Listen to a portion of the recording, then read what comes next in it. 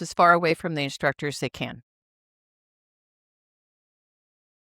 I think you could back up just a little bit more if you really, really wanted to.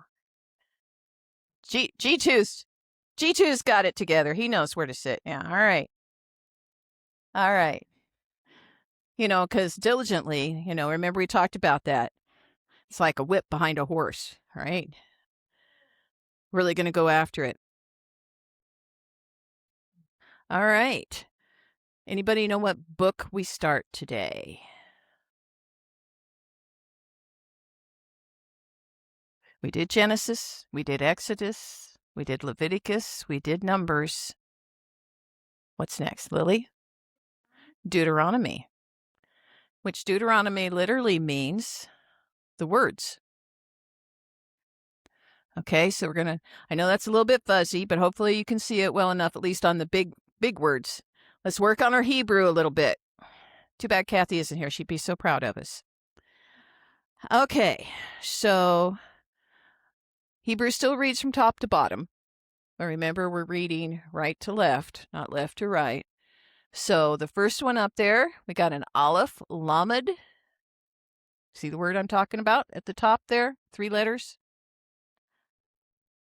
Aleph, Lamed, Hey is these. And the Hebrew word is Ale. Ale. Okay, these. And then the next word we have there is Devarim, which is kind of associated with Deuteronomy, and it means words. We got a Hey, a Dalet, a Vet. Remember, it could be a vet or a bet. Same, they have the dot in the middle, right?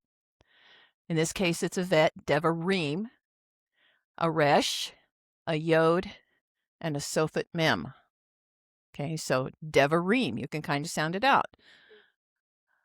Dalet makes the D sound. There's a Hey in front of it because technically this word is Ha Devarim, which Ha is like the in our language. So it's like the words. Ha, yeah. So Hey makes the Ha sound. Okay. So we say Hashem. That means the name. And it's used in reference to Yahweh. So anytime they want to say the in front of the Hebrew word, it's a het and it's pronounced ha. Okay, so it's ha devarim. So we have a het for ha and a dalet, de, v, vet, right? Resh makes the R sound, re. Yod stands in for the vowel, and the ending mem, which makes the M sound, devarim. So you can sound it out just like you can English. So basically, Do you have a question, Lily? no, I was just trying to Practicing. Yeah, I get it. All right. I'm not going to worry too much about the next couple of words.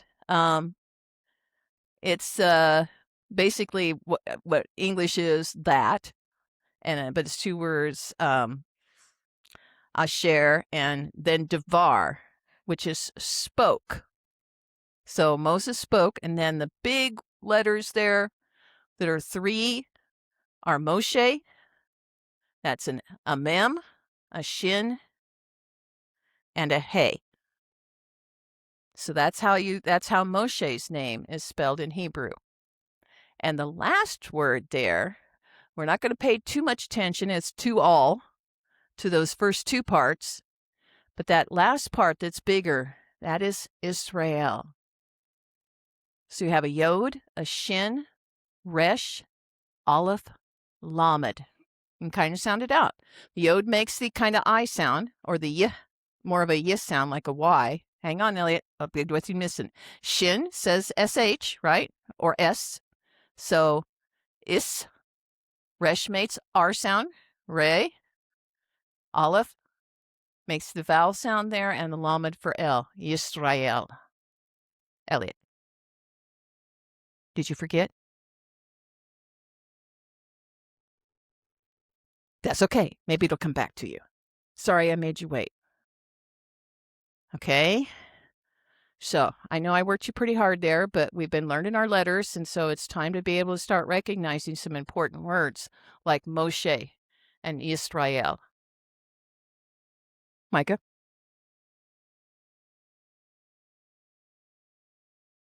Oh, okay. Just in case you ever need to point at something specific, just remember the trigger on the blade.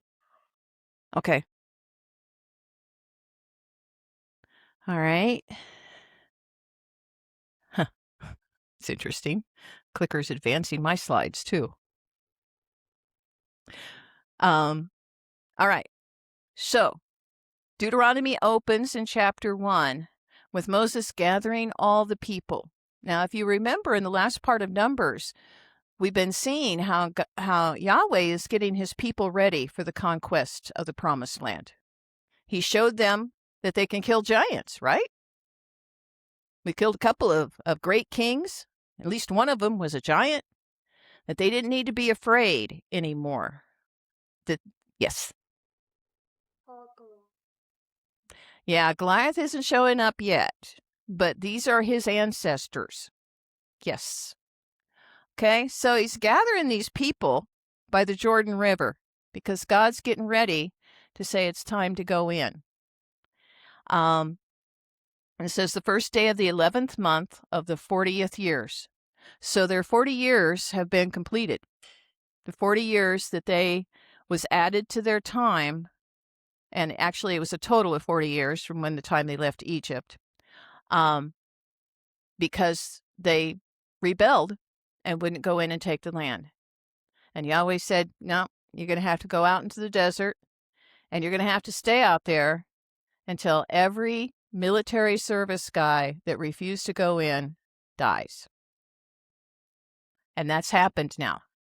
Okay. Now, I looked at this picture and went, how many people are we talking about here?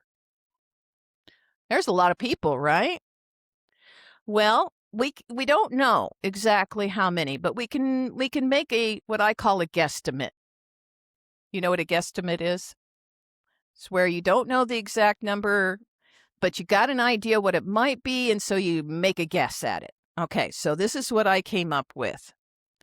It said that when they counted the military men, there were 601,730 military men. And that's from the age of, that's men from the age of 20 up to don't really know. But tradition says probably 50. Probably 50. Okay? So basically you're talking 4 decades of men. Okay? And so, rough calculation, if we divided that number, the 600,000 number, by 4, we get 150,432. Okay? So then if we go, well, okay, so that's 1 decade of men. If people are living until they're, say, 80, then you have 9 decades. And just remember, this is a rough figuring. If you do that, then there are 1,353,892 men. All right? And that's just the men. Then you're going to say, well, maybe half the population was female, so you double that number. So we're looking at 2,707,785. Now, again, that's very rough estimates, and it's possible that the upper end, because of the high rate of death, in order for everyone, all the men to die to go into the Promised Land, maybe there weren't very many 80-year-olds. All right? So, you have to take in consideration this number is not hard and fast, but it does give us an idea. We're probably looking at 2 million people here gathered at the river.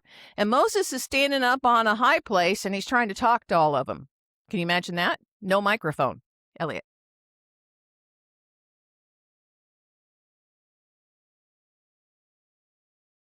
You forget. Okay, that's all right. Okay, so anyway, that's just an idea.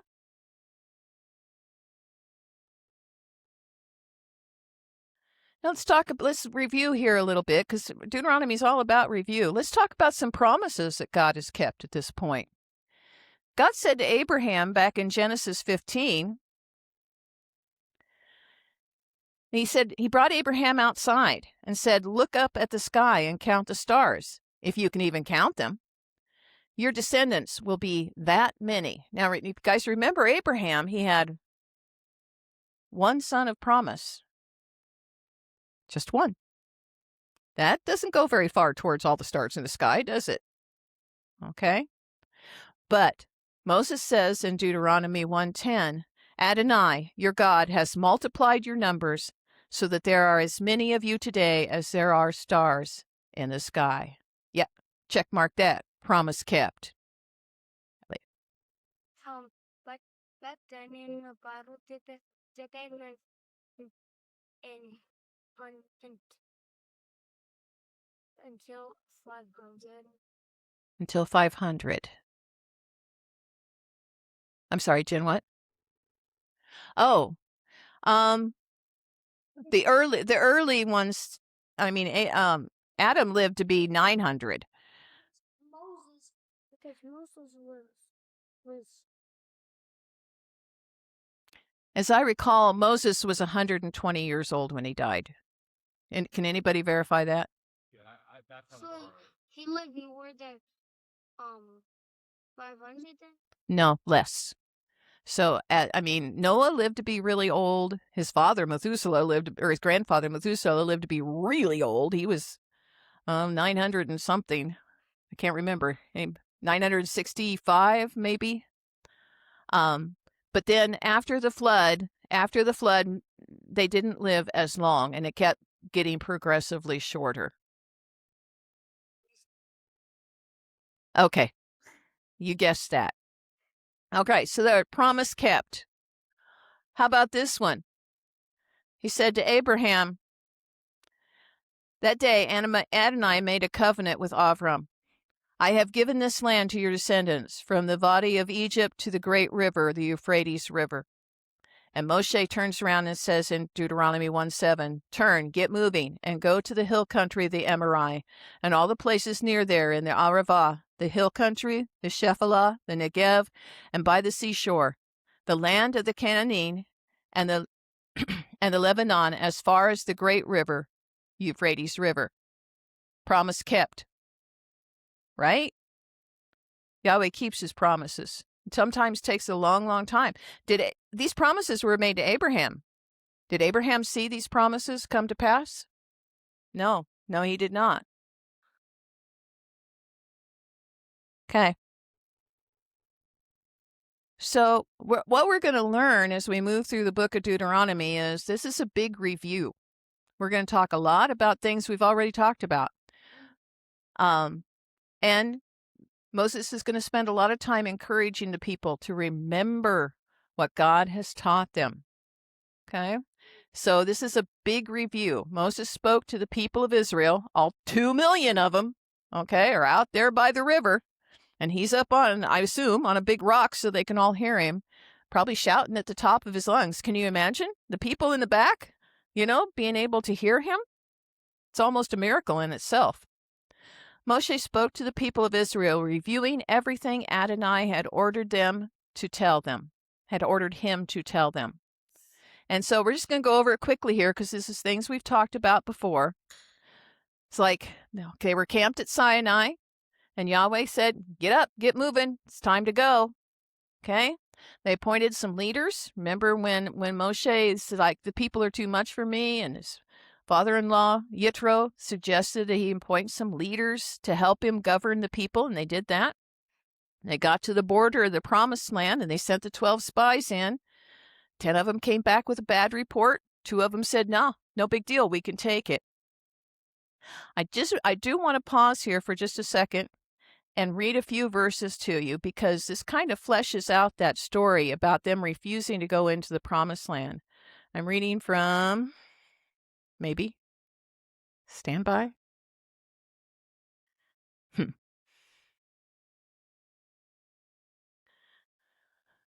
having a little trouble here. Stand by. All right. It says Israel, this is in Deuteronomy still. And he says, We got there. They brought the report back, but you would not go up. Let's start in verse 26. But you would not go up. Instead, you rebelled against the order of Yahweh your God. And in your tents, you complained. It's because Adonai hated us that he has brought us out of the land of Egypt, only to hand us over to the Emori to destroy us. And what sort of place is it that we're heading for anyway? Our brothers made our courage fall when they said, the people are bigger and taller than we are. The cities are great and fortified up to the sky. And finally, we have seen the Anakim there. And I answered you. Stand by. Don't forget this time, okay? All right. I answered you. Don't be fearful. Don't be afraid of them. Yahweh, your Elohim, is going ahead of you and will fight on your behalf, just as he accomplished all those things for you in Egypt before your eyes. And likewise, in the desert, where you saw how Yahweh, your Elohim, carried you like a man carries his child. Along the entire way you traveled until you arrived at this place. Yet in this matter, you don't trust Adonai your God?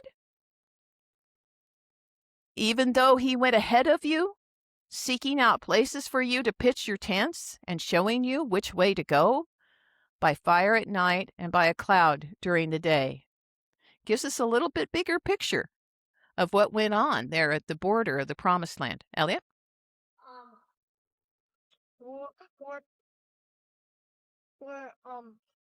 Where they the Israelites were into the desert, where the Israelites going into the desert so they could go into the. They had to travel through some desert or wilderness in order to get from Egypt to the Promised Land. Yes. Okay, good question, Elliot. Then in Deuteronomy 2:7, Moshe says this. Now, the context here is they're going to be traveling through some land that doesn't belong to them. And he's saying, you go through this land, don't pick a fight with them. You're not going to take their land. If you drink any of their water or you eat any of their food, you pay them with money. And don't tell me you're too poor, because I know you're not. You've got plenty of money. Okay? And he says this in 2:7. For Adonai your God has blessed you in everything your hands have produced. He knows that you've been traveling through this vast desert. He's not clueless. Okay? These 40 years, Adonai your God has been with you, and you have lacked nothing. Nothing. 2 million people traveling through the desert, and they lacked nothing. Not a single one of them. That's pretty amazing. I thought it said lots, because sometimes. Oh, lacked. It means you didn't do without. Okay. About it, and if I were to tell one of my friends, well, I don't know if their people are bigger or stronger than me, so I don't want to fight them. My friends say, okay, Dan, the bigger they are, the more aiming is optional. There's an old phrase for my generation: the bigger they are, the harder they fall. Okay, so let's work some Hebrew here. So we're going to start talking about the names of the months. Okay, but before we get into that, we're going to talk about Rosh Hodesh. Rosh Hodesh is the beginning of any Hebrew month. The first day of any Hebrew month is referred to as Rosh Hodesh. Hodesh meaning month, Rosh meaning head or beginning or first. Okay? So it's the head of the month, and it's based on a lunar cycle. So we pay attention to the moon, pay attention to the sun too, but primarily the moon. And there are tons of verses, and I don't know that I'm going to take the time to read all of them. But people who say that Rosh Hodesh isn't very important haven't paid attention. I'm just going to count here. 1, 2, 3, 4, 5, 6, 7, 8, 9, 10, 11, 12, 13, 14. I got 14. Just a quick count there. I might have missed some. 14 verses in the Bible talk about keeping Rosh Chodesh. And it's not one of the 7 great feasts of Yahweh. That's true. But if we're going to follow biblical example, the people of Yahweh have long observed Rosh Chodesh, the first of every month. Are you copying verses? Wait till it's posted. Then you can freeze it and write them all down if you want. But let's pick out one. Let's see. Psalm 81:3, sound the shofar at Rosh Chodesh. And I know a lot of us do that. A lot of us sound the shofar at Rosh Chodesh. Numbers 28, at each Rosh Chodesh of yours, you are to present a burnt offering to Adonai. And then in Samuel and Kings, it talks about people who observed Rosh Chodesh. Jonathan said to King Saul, tomorrow is Rosh Chodesh. In 2 Kings, there's the woman whose son was promised by Elijah, and she had a son, and then the son died, and Elijah came and brought him back to life. Well, when she's going to visit Elijah, her husband says, why are you going to him today? It isn't Rosh Chodesh, and it isn't Shabbat. All right? So it kind of puts it on the level of a feast day there a little bit.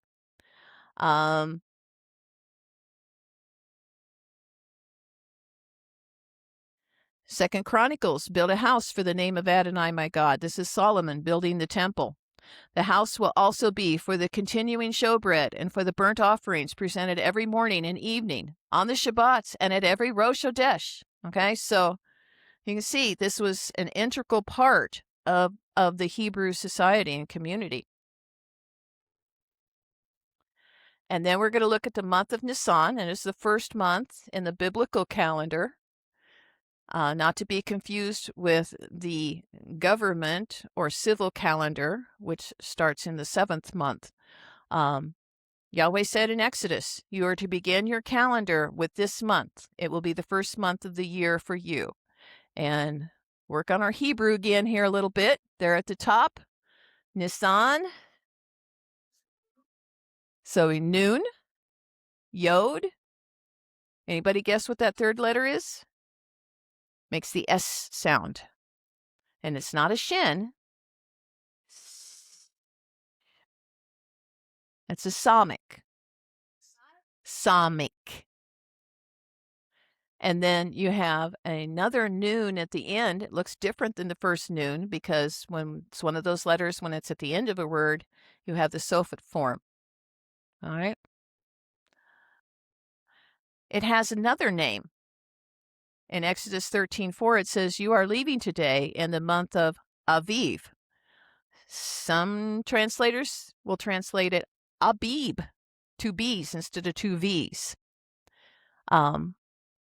So there's the Hebrew letters for that.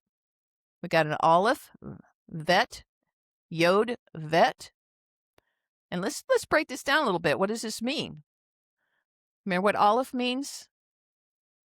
Strength, right? Like an ox. I'm strong. The Aleph is a strong. Okay? Vet Bet is a house. Yod is the hand of God. So the strength of the house is the hand of God in the house. It's like Yahweh's in the house. Right? I think we could make a rap tune to that. Yahweh's in the house. I don't know. Okay. Exodus 40, the first day of the first month, they set up the tabernacle. The first month is associated with Yehuda. Their symbol is the lion.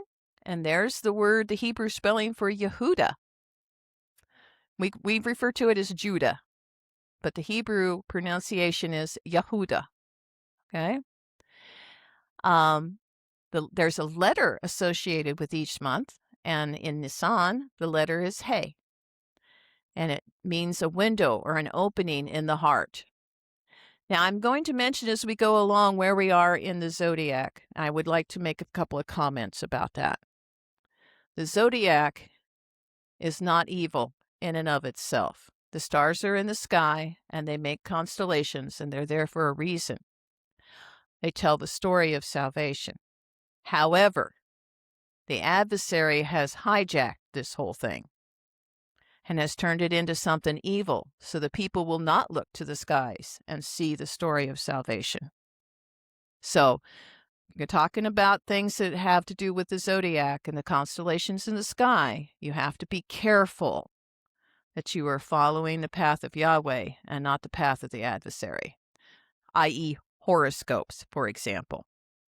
Okay, that have to do with this zodiac, or people's like, what sign were you born under, and then assign you characteristics or your personality or whatever. That's not Yahweh's. That has been perverted by the adversary. All right. So, the primary constellation is in the sky during Nisan is Aries, and it's a picture of the ram. And we know that Yeshua was crucified during the Passover season. And so it is fitting that the sign of the ram or the Passover lamb is in the sky. You had a comment, Micah?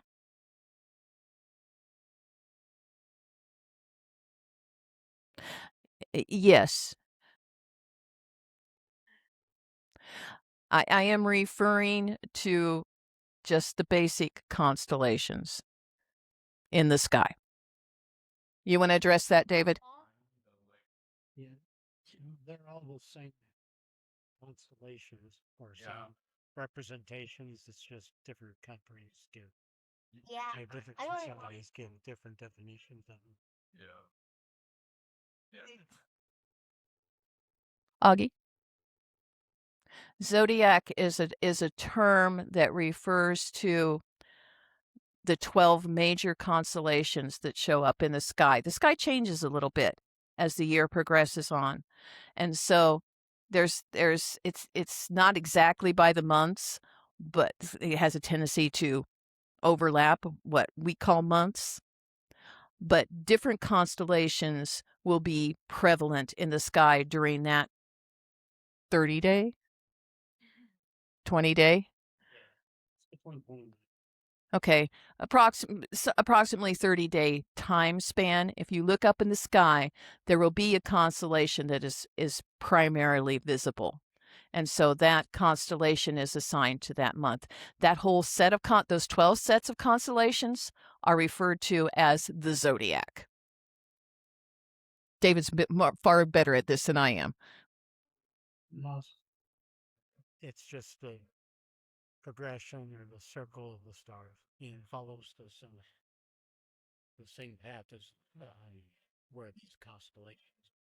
Okay, Elliot, don't forget. I'm going to call on Tara first, okay? Remember? Will you remember? I'll go first. You were talking about something that's the, a path, one path that showed there were stars and stuff, and A path with stars? there's a path of stars, and then there was a path of this, Salvation. Okay.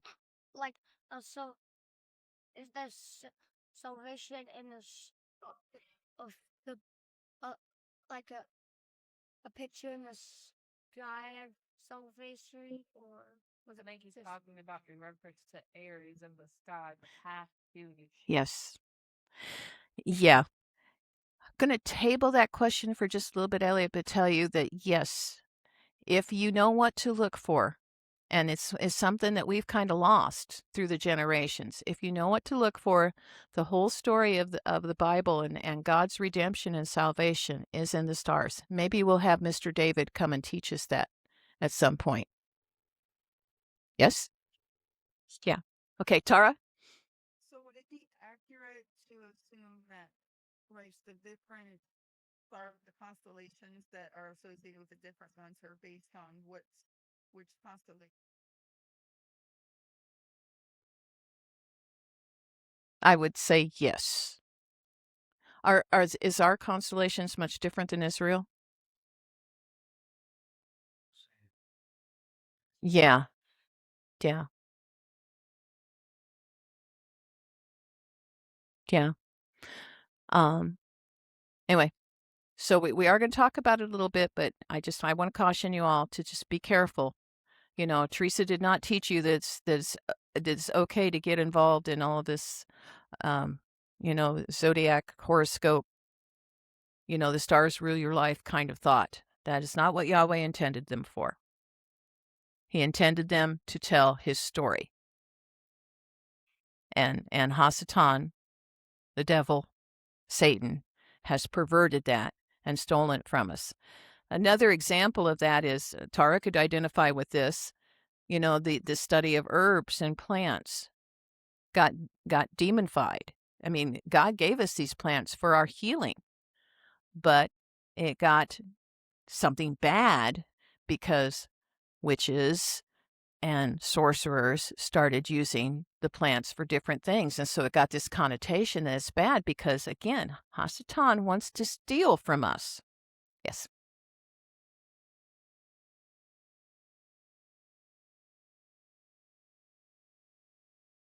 That's okay. That's okay. All right. If there's no more questions, that's it.